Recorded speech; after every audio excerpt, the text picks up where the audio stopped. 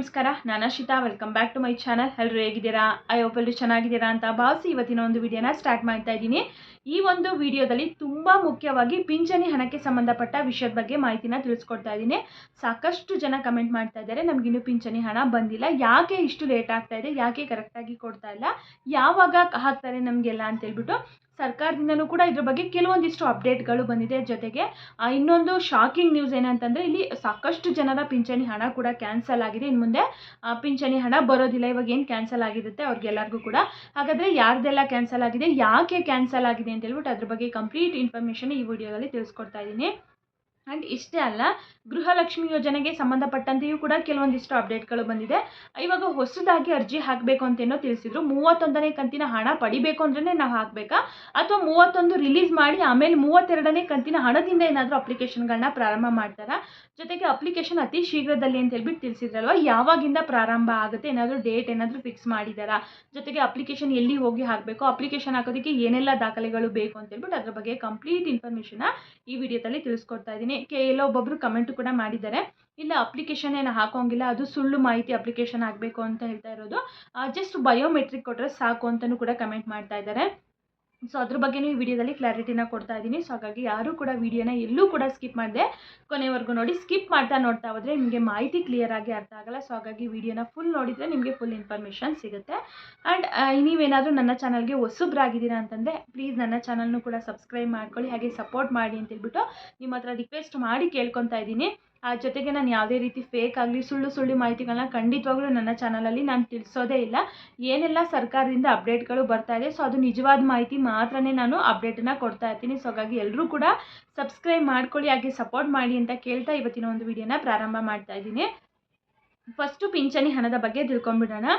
ತುಂಬ ಜನ ನಮಗಿನ್ನೂ ಪಿಂಚಣಿ ಹಣ ಬಂದಿಲ್ಲ, ಯಾವಾಗ ಬರುತ್ತೆ, ಯಾಕೆ ಲೇಟ್ ಮಾಡ್ತಾ ಇದ್ದಾರೆ ಅಂತ ಹೇಳ್ಬಿಟ್ಟು ತುಂಬ ಜನ ಕಮೆಂಟ್ ಮೂಲಕ ಕೇಳ್ತಾ ಇದ್ದಾರೆ. ಫಸ್ಟು ಇಲ್ಲಿ ಪಿಂಚಣಿದಾರರಿಗೆ ಒಂದು ರೀತಿ ಶಾಕಿಂಗ್ ನ್ಯೂಸ್ ಅಂತಲೇ ಹೇಳ್ಬೋದು. ಅದು ಏನು ಶಾಕಿಂಗ್ ನ್ಯೂಸ್ ಅಂತ ಹೇಳ್ಬಿಟ್ಟು ತಿಳ್ಕೊಳ್ಳೋಣ. ಈಗ ಸರ್ಕಾರದಿಂದನೇ ಪರಿಷ್ಕರಣೆಯೂ ಕೂಡ ಪ್ರಾರಂಭ ಆಗಿದೆ. ಅಂದರೆ ಪಿಂಚಣಿ ಪಡಿತಾ ಇರುವಂಥವ್ರದ್ದು ಕೂಡ ಪರಿಷ್ಕರಣೆ ಆಗಿದೆ.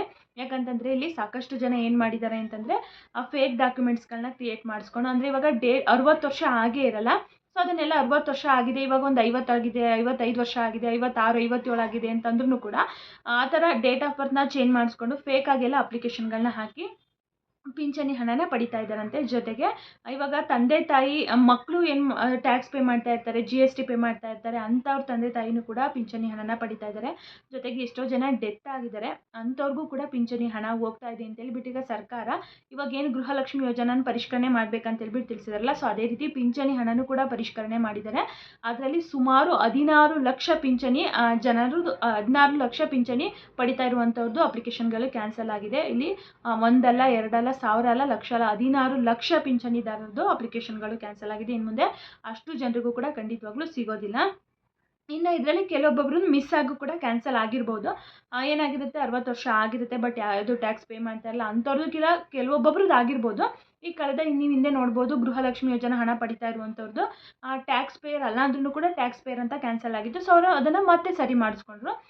ಏನಾದರೂ ಮಿಸ್ ಆಗಿ ನಿಮ್ದು ಈ ರೀತಿ ಆಗಿತ್ತು ಪಿಂಚಣಿ ಹಣದಲ್ಲೂ ಕೂಡ ಅಂತಂದರೆ ನೀವು ಮತ್ತೆ ನಿಮ್ಮ ಹತ್ತಿರದಲ್ಲಿ ತಾಲೂಕು ಆಫೀಸು ಅಲ್ಲಿ ಹೋಗಿ ಭೇಟಿ ನೀಡಿ, ನಾವಿಲ್ಲ ಟ್ಯಾಕ್ಸ್ ಪೇ ಮಾಡ್ತಾ ಇಲ್ಲ ಅಂತೇಳಿ, ನಾವಿನ್ನೂ ಬದುಕಿದ್ದೀವಿ, ನಮಗೆ ಪಿಂಚಣಿ ಹಣ ಕೊಡಿ ಅಂತೇಳ್ಬಿಟ್ಟು ಆ ಥರ ಏನಾದರೂ ಆಗಿದೆ ನೀವು ಲೆಟರ್ನ ಬರೆದು ಕೊಟ್ಟರೆ ನಿಮಗೆ ಮತ್ತೆ ಪಿಂಚಣಿ ಬರುತ್ತೆ. ಇಲ್ಲ ನಾನು ಡಾಕ್ಯುಮೆಂಟ್ಸ್ ತಪ್ಪಾಗಿ ಮಾಡಿಸಿ ತೊಗೋತಾ ಇದ್ದೆ ಅಂತಂದರೆ ಖಂಡಿತವಾಗ್ಲೂ ನಿಮಗೆ ಬರೋದಿಲ್ಲ. ಜೊತೆಗೆ ನಿಮ್ಮ ಮಕ್ಕಳು ಟ್ಯಾಕ್ಸ್ ಪೇಯರು GST ಪೇಯರ್ ಆಗಿದ್ದರೂ ಕೂಡ ಇನ್ನು ಮುಂದೆ ಬರೋದಿಲ್ಲ. ಇನ್ನು ತುಂಬ ಜನ ಡೆತ್ ಆಗಿದ್ದಾರೆ ಅಂತ ಹೇಳ್ಬಿಟ್ಟು ತಿಳಿಸಿದಲ್ಲ. ಸೊ ಇವಾಗ ಏನಾಗುತ್ತೆ ಅಂತಂದರೆ, ಇವಾಗ ಪ್ರತಿ ವರ್ಷ ಡಿಸೆಂಬರಲ್ಲಿ ಜೀವಿತ ಪ್ರಮಾಣ ಪತ್ರನ ಕೊಡಬೇಕಾಗಿರುತ್ತೆ.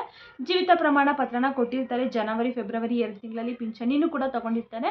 ಈ ಥರ ಮಾರ್ಚ್ ಏಪ್ರಿಲಲ್ಲಿ ಡೆತ್ ಆಗ್ತಾರೆ. ಅವಾಗ ಏನಾಗುತ್ತೆ, ಫ್ಯಾಮಿಲಿನಲ್ಲಿ ಇರೋವಂಥವ್ರು ಕೂಡ ಅದನ್ನು ಕ್ಯಾನ್ಸಲ್ ಮಾಡಿಸಿರಲ್ಲ. ಡಿಸೆಂಬರ್ವರೆಗೂ ಬರುತ್ತಲ್ಲ, ಹೆಂಗೂ ಬರಲಿ ಬಿಡು, ಡಿಸೆಂಬರಿಗೆ ಹೆಂಗೂ ಜೀವಿತ ಪ್ರಮಾಣ ಪತ್ರ ಕೊಡಬೇಕು, ಅದಾದಮೇಲೆ ಆಟೋಮೆಟಿಕ್ ಅದೇ ಕ್ಯಾನ್ಸಲ್ ಆಗುತ್ತೆ. ಕೊಡಲಿಲ್ಲ ಅಂತಂದರೆ ಅಟ್ಲೀಸ್ಟ್ ಅಲ್ಲಿವರೆಗೂ ಆದರೂ ಬರುತ್ತಲ್ಲ, ತಗೊಳ್ಳೋಣ ಅಂತೇಳ್ಬಿಟ್ಟು ಸುಮ್ಮನೆ ಆಗಿರ್ತಾರೆ. ಸೊ ಅಂಥವ್ರದ್ದೆಲ್ಲ ಕೂಡ ಇವಾಗ ಪರಿಷ್ಕರಣೆಯಲ್ಲಿ ಕ್ಯಾನ್ಸಲ್ ಆಗ್ತಾ ಇದೆ. ಸೊ ಟೋಟಲಾಗಿ ಹೇಳೋದಾದರೆ ಡೆತ್ ಆಗಿರುವಂಥವ್ರದ್ದು, ಜೊತೆಗೆ GST ಪೇರು ಟ್ಯಾಕ್ಸ್ ಪೇ ಮಾಡ್ತಾ ಇರುವಂಥವ್ರದ್ದು, ಹಾಗೆ ಏಜ್ 60 ವರ್ಷ ಆಗಿಲ್ಲ ಅಂತಂದ್ರೂ ಕೂಡ ಫೇಕಾಗಿ ಡಾಕ್ಯುಮೆಂಟ್ಸ್ ಕ್ರಿಯೇಟ್ ಮಾಡಿ ಮಾಡಿಸಿರ್ತಲ್ಲ ಅಂಥವ್ರದ್ದು ಎಲ್ರದ್ದು ಕೂಡ ಕ್ಯಾನ್ಸಲ್ ಆಗಿದೆ. ಇಲ್ಲಿ ಹೇಳ್ದಂಗೆ 16 ಲಕ್ಷ ಜನ ಫಲಾನುಭವಿಗಳಿಗೆ ಇನ್ನು ಮುಂದೆ ಪಿಂಚಣಿ ಹಣ ಸಿಗ್ತಾ ಇಲ್ಲ. ಎಲ್ಲ ಡಿಸ್ಟಿಕಲ್ಲೂ ಕೂಡ ಪರಿಷ್ಕರಣೆ ಆಗಿ ಯಾವ್ಯಾವ ಡಿಸ್ಟಿಕಲ್ಲಿ ಎಷ್ಟೆಷ್ಟು ಜನ ಈ ಥರ ಫೇಕಾಗಿ ತೊಗೋತಾ ಇದ್ರು ಅದನ್ನೆಲ್ಲ ಕ್ಯಾನ್ಸಲ್ ಮಾಡಿದ್ದಾರೆ. ಇನ್ನು ಮುಂದೆ ಯಾರ್ದು ಒರಿಜಿನಲ್ ಆಗಿರುತ್ತೋ ಅವ್ರಿಗೆ ಮಾತ್ರ ಪಿಂಚಣಿ ಹಣ ಸಿಗುತ್ತೆ. ಸೊ ಅದಕ್ಕೋಸ್ಕರ ಇಷ್ಟು ದಿನ ಲೇಟ್ ಆಯಿತು ಅಷ್ಟೇ. ಅಂದರೆ ಪರಿಷ್ಕರಣೆ ನಡೀತಾ ಇರೋದ್ರಿಂದನೇ ಇಷ್ಟು ದಿನ ಲೇಟ್ ಆಯಿತು. ಇನ್ನು ಮುಂದೆ ಆ ರೀತಿ ತೊಂದರೆ ಆಗಲ್ಲ. ಇನ್ನು ಮುಂದೆ ಬೇಗ ಪಿಂಚಣಿ ಹಣನ ಹಾಕ್ತೀವಿ ಅಂತ ಹೇಳ್ಬಿಟ್ಟು ತಿಳಿಸಿದ್ದಾರೆ. ಈಗ ಆಲ್ರೆಡಿ ಜೂನ್ವರೆಗೂ ಅಂದರೆ ಈ ತಿಂಗಳದ್ದು ಕೂಡ ಪಿಂಚಣಿ ಬಿಡುಗಡೆ ಆಗಿದೆ. ಬಟ್ ಎಲ್ರಿಗೂ ಇನ್ನೂ ಬಂದಿಲ್ಲ. ಯಾರಿಗೆಲ್ಲ ಬಂದಿಲ್ಲ ವೆಯ್ಟ್ ಮಾಡಿ. ಇನ್ ಕೇಸ್ ನಿಮ್ದೆಲ್ಲ ಡಾಕ್ಯುಮೆಂಟ್ಸ್ ಕರೆಕ್ಟಾಗಿದ್ದರೂ ಕೂಡ ನಿಮಗೆ 3-4 ತಿಂಗಳಿಂದ ಪಿಂಚಣಿ ಹಣ ಬಂದಿಲ್ಲ ಅಂತಂದರೆ ನಿಮ್ಮ ಹತ್ರದಲ್ಲಿ ತಾಲೂಕು ಆಫೀಸಿಗೆ ಹೋಗಿ ಭೇಟಿ ನೀಡಿ ಯಾಕೆ ಬಂದಿಲ್ಲ ಏನು ಅಂತ ಹೇಳ್ಬಿಟ್ಟು ಅಲ್ಲಿ ವಿಚಾರಿಸಿ ಏನಾದರೂ ನೀವು ಮತ್ತೆ ಅಪ್ಲಿಕೇಶನ್ ಏನಾದರೂ ಕೊಡಬೇಕಾಗುತ್ತೆ, ಏನಾದರೂ ಸಮಸ್ಯೆ ಆಗಿದೆ ಅಂತಂದರೆ ನೀವು ಅದನ್ನೆಲ್ಲ ಪ್ರಾಬ್ಲಮ್ ಸಾಲ್ವ್ ಮಾಡಿಕೊಂಡ್ರೆ ಬರುತ್ತೆ. ಇದರಿಂದ ತುಂಬ ಜನ ನಿಜವಾಗ್ಲೂ ಬೈಕೊತಾ ಇದ್ದಾರೆ ಅಂತಲೇ ಹೇಳ್ಬೋದು. ಈಗ ಗ್ಯಾರಂಟಿ ಯೋಜನೆಗಳಿಗೆ ಕೊಡೋದಕ್ಕೆ ನಾವು ಇಷ್ಟು ವರ್ಷದಿಂದ ಪಿಂಚಣಿ ಹಣ ಪಡೀತಾ ಇದ್ದೋ, ನಮಗೆ ಆಸ್ಪತ್ರೆಗೆ ಬೇಕಾಗ್ತಿತ್ತು, ಮೆಡಿಷನಿಗೆ ಬೇಕಾಗ್ತಿತ್ತು, ಮನೆ ಖರ್ಚಿಗೆ ಬೇಕಾಗ್ತಿತ್ತು. ಇವ್ರು ಸಡನ್ನಾಗಿ ಈ ಥರ ಕ್ಯಾನ್ಸಲ್ ಮಾಡಿಬಿಟ್ರಲ್ಲ ಅಂತೇಳ್ಬಿಟ್ಟು ಕೆಲವೊಬ್ಬೊಬ್ರದ್ದು ನಿಜವಾಗ್ಲೂ ಬ್ಯಾಡ್ ಒಪಿನಿಯನ್ ಇದ್ದೇ ಇರುತ್ತೆ, ಹೇಳೋಕ್ಕಾಗಲ್ಲ. ಇಷ್ಟು ವರ್ಷ ಕೊಟ್ಟಿದ್ದಾರೆ, ಈಗ ಸಡನ್ನಾಗಿ ಈ ರೀತಿ ಅಂತಂದರೆ ಬೇಜಾರಾಗುತ್ತೆ ಅನಿಸುತ್ತೆ. ಈ ಗ್ಯಾರಂಟಿ ಯೋಜನೆಗಳು ಕೊಡೋದಕ್ಕೆ ದುಡ್ಡಿಲ್ವೇನೋ, ಅದಕ್ಕೆ ನಮ್ಮ ಪಿಂಚಣಿ ದುಡ್ಡನ್ನ ತೊಗೊಂಡೋಗಿ ಹಲ್ ಕೊಡ್ತಿದ್ದಾರೆ ಅಂತಲೂ ಕೂಡ ಅನ್ಕೊತಾರೆ. ಬಟ್ ಏನೂ ಮಾಡೋಕ್ಕಾಗಲ್ಲ. ಆ ಥರ ಫೇಕಾಗಿ ತೊಗೊಂಡಿರೋದು ಒಂದು ರೀತಿ ಮೋಸ ಅಂತಲೇ ಹೇಳ್ಬೋದು. ಇನ್ನೊಂದೇನಪ್ಪ ಅಂದರೆ GST ಪೇ ಮಾಡ್ತಿದ್ದಾರೆ, ಟ್ಯಾಕ್ಸ್ ಪೇ ಮಾಡ್ತಿದ್ದಾರೆ ಫ್ಯಾಮಿಲಿನಲ್ಲಿ ಮಕ್ಕಳು ಅಂತ, ಅದು ಕ್ಯಾನ್ಸಲ್ ಮಾಡಿದರೆ ಅದು ನಿಜವಾಗ್ಲೂ ತಪ್ಪಾಗ್ಬೋದು. ಜೊತೆಗೆ ಸರ್ಕಾರಿ ನೌಕರರಾಗಿರ್ತಾರೆ ಮಕ್ಕಳು, ಅಂಥವ್ರು ಕೂಡ ಪಿಂಚಣಿ ಹಣನ ಪಡಿತಾ ಇರ್ತಾರೆ. ಸೊ ಅಂಥವ್ರಿಗೆಲ್ಲ ಹೇಳಬೇಕಂತಂದರೆ BPL ಕಾರ್ಡು ಕೊಡೋ ಹಾಗೆ ಇಲ್ಲ ಅಂಥವ್ರಿಗೆಲ್ಲ. ಸೊ ಆದರೂ ಕೂಡ ಕೆಲವೊಬ್ಬೊಬ್ಬರು BPL ಕಾರ್ಡ್ ಮಾಡಿಸ್ಕೊಂಡಿರ್ತಾರೆ. ಇವಾಗ ಏನಾಗುತ್ತೆ ಅಂತಂದರೆ ಮಕ್ಕಳು ನೋಡ್ಕೊತಾ ಇರಲ್ಲ, ಎಲ್ಲೋ ಇರ್ತಾರೆ ಅವ್ರು ಏನೂ ನಮ್ಮನ್ನು ನೋಡ್ಕೊಳ್ಳಲ್ಲ ಮಾಡಲ್ಲ. ಮತ್ತು ನಮಗೆ ಇನ್ಯಾರು ಆಧಾರ ಅಂತೇಳ್ಬಿಟ್ಟು ಅವ್ರು ರೇಷನ್ ಕಾರ್ಡ್ನ ತೊಗೊಂಡಿರ್ತಾರೆ, ಪಿಂಚಣಿನ ಕೂಡ ಪಡ್ಕೊತಾ ಇರ್ತಾರೆ. ಅದನ್ನು ಕ್ಯಾನ್ಸಲ್ ಮಾಡಿದರೆ ಅಂದರೆ ಆ ರೀತಿ ಇದ್ದಂಥವ್ರಿಗೆ ಕ್ಯಾನ್ಸಲ್ ಮಾಡಿದರೆ ಒಂದು ರೀತಿ ತುಂಬ ಬೇಜಾರಾಗುತ್ತೆ. ಅದೊಂದು ರೀತಿ ಮೋಸ ಅಂತಲೇ ಹೇಳ್ಬೋದು. ಇನ್ನು ಡೆತ್ ಆಗಿರೋದು ಕ್ಯಾನ್ಸಲ್ ಮಾಡಿದ್ರು ಓಕೆ ನಡೆಯುತ್ತೆ. ಡೇಟ್ ಆಫ್ ಬರ್ತ್ನ ಜಾಸ್ತಿ ಮಾಡಿಸ್ಕೊಂಡು ತೊಗೋತಾ ಇರ್ತಾರಲ್ಲ ಅಂಥವ್ರದ್ದು ಒಂದು ರೀತಿ ಮೋಸ ಅಂತಲೇ ಹೇಳ್ಬೋದು. ಬಟ್ ಇಂಥವ್ರದ್ದೆಲ್ಲ ಕ್ಯಾನ್ಸಲ್ ಮಾಡಿದರೆ ತುಂಬ ಬೇಜಾರಾಗುತ್ತೆ. ಇದ್ರ ಬಗ್ಗೆ ನಿಮ್ಗೆ ಏನು ಅನಿಸುತ್ತೆ ಅನ್ನೋದನ್ನು ಕಮೆಂಟ್ ಮೂಲಕ ತಿಳಿಸ್ಕೊಡಿ. ಯಾರಿಗೆಲ್ಲ ಬಂದಿಲ್ಲ ಖಂಡಿತವಾಗ್ಲೂ ವೆಯ್ಟ್ ಮಾಡಿ, ನಿಮಗೆ ಬಂದೇ ಬರುತ್ತೆ. ಸ್ವಲ್ಪ ಲೇಟ್ ಆಗುತ್ತೆ. ಸೊ ಇವಾಗ ಪ್ರೋಸೆಸ್ ಎಲ್ಲ ನಡೀತಾ ಇದೆಯಲ್ಲ, ಹಾಗಾಗಿ ಲೇಟ್ ಆಗಿರುತ್ತೆ ಅಷ್ಟೇ. ಬಟ್ ತಡ ಆದರೂ ಕೂಡ ನಿಮಗೆ ಬರುತ್ತೆ. ಇದಿಷ್ಟು ಪಿಂಚಣಿ ಹಣದ ಬಗ್ಗೆ ಆಯಿತು. ಇದ್ರ ಬಗ್ಗೆ ನಿಮ್ಗೆ ಏನಾದರೂ ಡೌಟ್ಸ್ ಇದ್ದರೆ ಕಮೆಂಟ್ ಮೂಲಕ ತಿಳಿಸ್ಕೊಡಿ, ಖಂಡಿತವಾಗ್ಲೂ ಉತ್ತರನ ಹೇಳ್ತೀನಿ ನಾನು. ಇದಿಷ್ಟು ಪಿಂಚಣಿ ಹಣದ ಬಗ್ಗೆ ಆಯಿತು. ಇನ್ನು ನೆಕ್ಸ್ಟ್ ಗೃಹಲಕ್ಷ್ಮಿ ಯೋಜನಾ ಹಣದ ಬಗ್ಗೆ ನೋಡೋದಾದರೆ ಸಾಕಷ್ಟು ಕಮೆಂಟ್ಗಳು ಗೃಹಲಕ್ಷ್ಮಿ ಯೋಜನಾ ಬಗ್ಗೆನೂ ಕೂಡ. 31 ಇನ್ನೂ ಬಂದಿಲ್ಲ, 31ನೇ ಕಂತಿನ ಹಣ ಯಾವಾಗ ರಿಲೀಸ್ ಮಾಡ್ತಾರೆ, ಇವಾಗ ಹೊಸದಾಗಿ ಅಪ್ಲಿಕೇಶನ್ ಬೇರೆ ಹಾಕಕ್ಕೆ ಹೇಳಿದ್ದಾರೆ. ಹಾಗಾದರೆ 31ಗೆ ರಿಲೀಸ್ ಮಾಡಲ್ವಾ, ಅಪ್ಲಿಕೇಶನ್ ಹಾಕಿದ್ಮೇಲೆ ನಾವು 31ನ ರಿಲೀಸ್ ಮಾಡ್ತಾರೆ ಅಂತ ಹೇಳ್ಬಿಟ್ಟು ತುಂಬ ಜನರಿಗೆ ಡೌಟ್ ಇರುತ್ತೆ. ಹಾಗೆ ಕೆಲವೊಬ್ಬರು ಕಮೆಂಟು ಕೂಡ ಮಾಡಿದರು, ಅಪ್ಲಿಕೇಶನ್ ಹಾಕಬೇಕು ಅಂತ ಹೇಳಿದ್ದು ಅದು ಸುಳ್ಳು, ಫೇಕ್ ಮಾಹಿತಿ, ಬರೀ ಬಯೋಮೆಟ್ರಿಕ್ ಕೊಟ್ಟರೆ ಸಾಕು ಅಂತ ತಿಳಿಸಿದ್ದಾರೆ ಅಂತೇಳ್ಬಿಟ್ಟು ತಿಳಿಸಿದರು.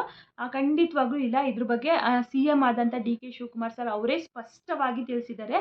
ನೀವು ನೋಡಿಲ್ಲ ಅಂತಂದರೆ ಬೇಕಿದ್ರೆ ಯಾವುದಾದ್ರೂ ನ್ಯೂಸ್ ಚಾನಲಲ್ಲಿ, ನಿಮಗೆ ನಮ್ಮ ಚಾನಲಲ್ಲಿ ಅಷ್ಟು ಟ್ರಸ್ಟ್ ಬರಲಿಲ್ಲ ಅಂತಂದರೆ ನ್ಯೂಸ್ ಚಾನಲಲ್ಲೂ ಕೂಡ ಬೇಕಿದ್ರೆ ನೋಡಿ, ಅವರೇ ತಿಳಿಸಿದ್ದಾರೆ.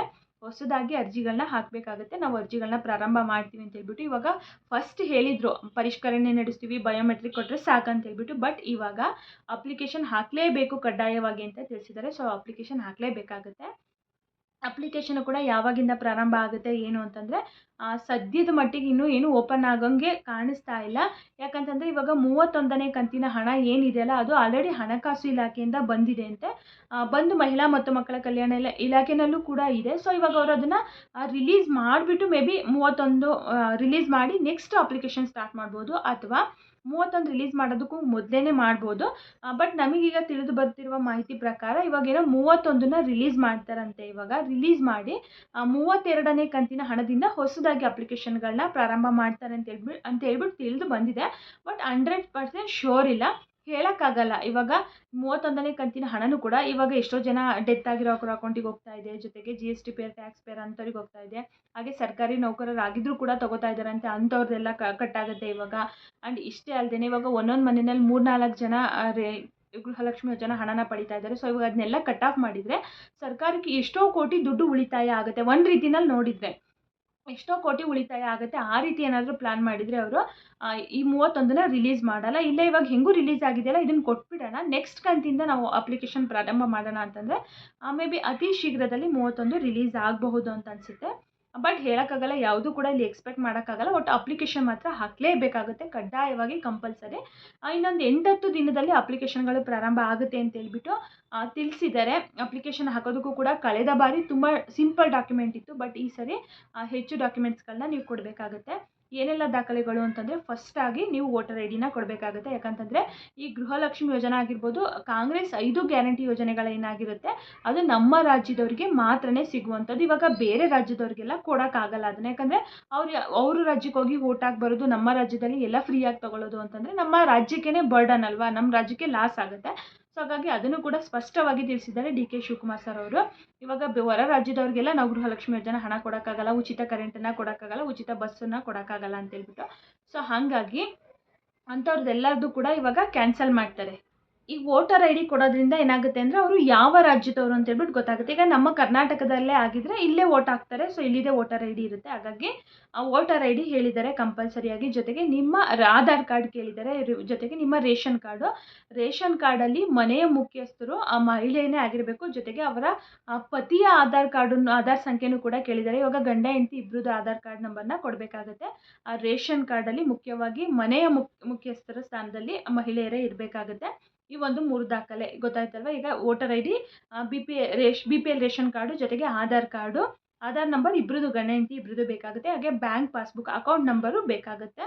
ತುಂಬ ಮುಖ್ಯವಾಗಿ ಇಲ್ಲಿ ಜಾತಿ ಮತ್ತು ಆದಾಯ ಪ್ರಮಾಣ ಪತ್ರನೂ ಕೂಡ ಕೇಳಿದ್ದಾರೆ. ಯಾಕಂತಂದರೆ ನಿಮ್ಮ ಇನ್ಕಮ್ ಮೇಲೆ ನಿಮ್ಮ ರೇಷನ್ ಕಾರ್ಡು ಡಿಪೆಂಡ್ ಆಗುವಂಥದ್ದು. ಜೊತೆಗೆ ನೀವು ಎಷ್ಟು ಇನ್ಕಮ್ ತಗೋತಾ ಇದ್ದೀರಾ ಅದ್ರ ಮೇಲೆ ಗೃಹಲಕ್ಷ್ಮಿ ಯೋಜನೆ ಹಣ ಕೊಡೋಕ್ಕೆ ಸಾಧ್ಯ ಆಗುವಂಥದ್ದು. ಇನ್ಕಮ್ ಜಾಸ್ತಿ ಇತ್ತು ಅಂತಂದರೆ ಅಂಥವರಿಗೆ ರೇಷನ್ ಕಾರ್ಡು ಕೂಡ ಸಿಗೋದಿಲ್ಲ. ಜೊತೆಗೆ ಅವರು ಟ್ಯಾಕ್ಸ್ ಪೇ ಮಾಡ್ತಿದ್ದಾರೆ ಅಂತಂದರೆ ಅವರಿಗೆ ಗೃಹಲಕ್ಷ್ಮಿ ಯೋಜನೆ ಹಣನೂ ಕೂಡ ಸಿಗೋದಿಲ್ಲ. ಇನ್ನೊಂದು ತುಂಬ ಮುಖ್ಯವಾಗಿ ಏನಪ್ಪ ಅಂತಂದರೆ, ಇವಾಗ ಯಾರಿಗೆಲ್ಲ ಸಿಗ್ತಾ ಇಲ್ಲ ಅಂತಂದರೆ GST ಪೇಯರು, ಟ್ಯಾಕ್ಸ್ ಪೇ ಅಂಥವ್ರಿಗೆ ಗೃಹಲಕ್ಷ್ಮಿ ಯೋಜನೆ ಹಣ ಸಿಗ್ತಾ ಇಲ್ಲ. ಜೊತೆಗೆ ಸರ್ಕಾರಿ ನೌಕರರಾಗಿದ್ಕೊಂಡು ಕೂಡ ತಗೋತಾ ಇದ್ದಾರೆ ಅಂತಂದರೆ, ಗಂಡ ಆಗಲಿ ಹೆಂಡತಿ ಆಗಲಿ ಯಾರಾದರೂ ಗೌರ್ಮೆಂಟ್ ಜಾಬಲ್ಲಿ ಇದ್ದಾರೆ, APL ಕಾರ್ಡ್ ಇದೆ ಅಂದ್ರೂ ಕೂಡ ತಗೋತಾ ಇದ್ದಾರೆ ಅಂದರೆ ಅಂಥವ್ರದ್ದು ಕೂಡ ಕ್ಯಾನ್ಸಲ್ ಆಗ್ತಾ ಇದೆ. ಈಗ ಡೆತ್ ಆಗಿರೋರ್ದು ಎಷ್ಟೋ ಜನಕ್ಕೆ ಹಣ ಹೋಗ್ತಾ ಇದೆಯಲ್ಲ, ಅದೆಲ್ಲ ಕ್ಯಾನ್ಸಲ್ ಆಗುತ್ತೆ ಬಿಡಿ. ಆಮೇಲೆ ಒಂದೇ ಮನೆಯಲ್ಲಿ ಅತ್ತೆ ಈ ಸೊಸೆ ಇರ್ತಾರಲ್ಲ, ಅಂದರೆ 3-4 ಜನ ಇರ್ತಾರಲ್ಲ, ಒಂದೇ ಮನೆ ಅಡ್ರೆಸ್ಸಲ್ಲಿ 3-4 ಜನಕ್ಕೆ ಗೃಹಲಕ್ಷ್ಮಿ ಹಣ ಹೋಗ್ತಾ ಇದೆ. ಸೊ ಅದನ್ನು ಕೂಡ ಇವಾಗ ಕ್ಯಾನ್ಸಲ್ ಮಾಡ್ತಾ ಇದ್ದಾರೆ. ಇದರಲ್ಲಿ ತುಂಬ ಜನ ಫಿಲ್ಟರ್ ಆಗ್ತಾರೆ, ಹಾಗೆ ಲಕ್ಷಾಂತರ ಅಪ್ಲಿಕೇಶನ್ಗಳು ಕೂಡ ಕ್ಯಾನ್ಸಲ್ ಆಗುತ್ತೆ. ಸೊ ಇವಾಗ ಆ ರೀತಿಯಾಗಿ ಪ್ಲ್ಯಾನ್ ಮಾಡಿರೋದ್ರಿಂದ ಅತಿ ಶೀಘ್ರದಲ್ಲಿ ಮಾಡ್ತಾರೆ ಅಪ್ಲಿಕೇಶನ್ಗಳನ್ನ. ಬಟ್ ಇವಾಗಲೇ ಮಾಡ್ತಾರೆ, ಡೇಟ್ ಏನು ಫಿಕ್ಸ್ ಆಗಿಲ್ಲ. ಸಾಕಷ್ಟು ಚಾನಲಲ್ಲಿ ತಿಳಿಸ್ತಾ ಇದ್ದಾರೆ, ಹೋಗಿ ಅಪ್ಲಿಕೇಶನ್ಗಳನ್ನ ಹಾಕಿ, ಅಪ್ಲಿಕೇಶನ್ ಪ್ರಾರಂಭ ಆಗಿದೆ ಅಂತ ಹೇಳ್ಬಿಟ್ಟು. ಸೊ ನೀವು ಎಲ್ಲೂ ಕೂಡ ಹೋಗೋದಕ್ಕೆ ಹೋಗಬೇಡಿ, ಇನ್ನೂ ಅಫಿಷಿಯಲಿ ಅಪ್ಲಿಕೇಶನ್ಗಳು ಪ್ರಾರಂಭ ಆಗಿಲ್ಲ. ಅಪ್ಲಿಕೇಶನ್ಗಳು ಎಲ್ಲೆಲ್ಲಿ ಹಾಕಬೇಕು ಅಂತಂದರೆ, ಕರ್ನಾಟಕ 1, ಬೆಂಗಳೂರು 1, ಗ್ರಾಮ 1ಗಳಲ್ಲಿ ಈ 3 ಕೇಂದ್ರಗಳಲ್ಲಿ ಮಾತ್ರನೇ ಕೊಟ್ಟಿದ್ದಾರೆ.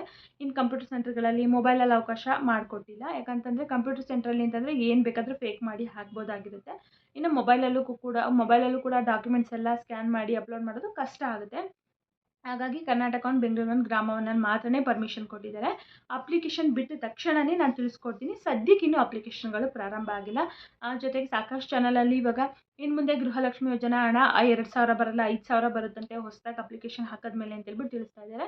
ಖಂಡಿತವಾಗ್ಲೂ ಇಲ್ಲ, ಆ ರೀತಿ ಸರ್ಕಾರದಿಂದ ಯಾವುದೇ ರೀತಿ ಅಪ್ಡೇಟು ಬಂದಿಲ್ಲ. ಜೊತೆಗೆ ಈಗ ಅಪ್ಲಿಕೇಶನ್ನು ಪ್ರಾರಂಭ ಮಾಡ್ತಾ ಇರೋದು ಏನಾದರೂ ಸ್ಟಾಪ್ ಮಾಡಿಬಿಡ್ತಾರಾ ಮುಂದೆ ಗೃಹಲಕ್ಷ್ಮಿ ಯೋಜನಾ ಹಣನ ಅಂದರೆ, ನಮ್ಮ ಸರ್ಕಾರ ಇರೋವರೆಗೂ ಯಾವ ಯೋಜನೆಗಳು ಕೂಡ ಬಂದಾಗಲ್ಲ, ಎಲ್ಲ ಯೋಜನೆಗಳು ಕೂಡ ಇರುತ್ತೆ ಅಂತ ಹೇಳ್ಬಿಟ್ಟು ಖುದ್ದು CM ಆದಂಥ ಡಿ ಕೆ ಶಿವಕುಮಾರ್ ಸರ್ ಅವರೇನೇ ತಿಳಿಸಿದರೆ. ಜೊತೆಗೆ ಮಾಜಿ CM ಆದಂಥ ಸಿದ್ದರಾಮಯ್ಯ ಸರ್ ಅವರು ಕೂಡ ಸ್ಪಷ್ಟವಾಗಿ ತಿಳಿಸಿದ್ದಾರೆ, ಕಾಂಗ್ರೆಸ್ ಗ್ಯಾರಂಟಿ ಯೋಜನೆಗಳು ಯಾವುದೂ ಕೂಡ ಕ್ಯಾನ್ಸಲ್ ಆಗಲ್ಲ. ನಮ್ಮ ಸರ್ಕಾರ ಇರೋವರೆಗೂ ಕೂಡ ಈ 2 ವರ್ಷ ಅಲ್ಲ, ನೆಕ್ಸ್ಟ್ ವರ್ಷವೂ ಕೂಡ ನಮ್ಮದೇ ಸರ್ಕಾರ ಬರುತ್ತೆ, ಆವಾಗೂ ಕೂಡ ಮುಂದುವರಿಯುತ್ತೆ ಈ ಗ್ಯಾರಂಟಿಗಳು ಅಂತ ಹೇಳ್ಬಿಟ್ಟು ತಿಳಿಸಿದ್ದಾರೆ. ಸೊ ಕ್ಯಾನ್ಸಲ್ ಆಗೋದ್ರ ಬಗ್ಗೆ ಭಯ ಬೇಡ, ಕ್ಯಾನ್ಸಲ್ ಮಾಡಲ್ಲ, ಕೊಡ್ತಾರೆ, ಬಟ್ ಸ್ವಲ್ಪ ತಡ ಆಗುತ್ತೆ ಅಷ್ಟೇ. ಏನಾದರೂ ಅಪ್ಲಿಕೇಶನ್ಗಳು ಬಿಟ್ಟರೆ ನಾನು ಖಂಡಿತವಾಗ್ಲೂ ತಿಳಿಸ್ಕೊಡ್ತೀನಿ. ಇದಿಷ್ಟು ಇವತ್ತಿನ ಮಾಹಿತಿ ಆಗಿತ್ತು. ನೀನೇನಾದರೂ ಡೌಟ್ಸ್ ಇದ್ದರೆ ಕಮೆಂಟ್ ಮೂಲಕ ತಿಳಿಸ್ಕೊಡಿ.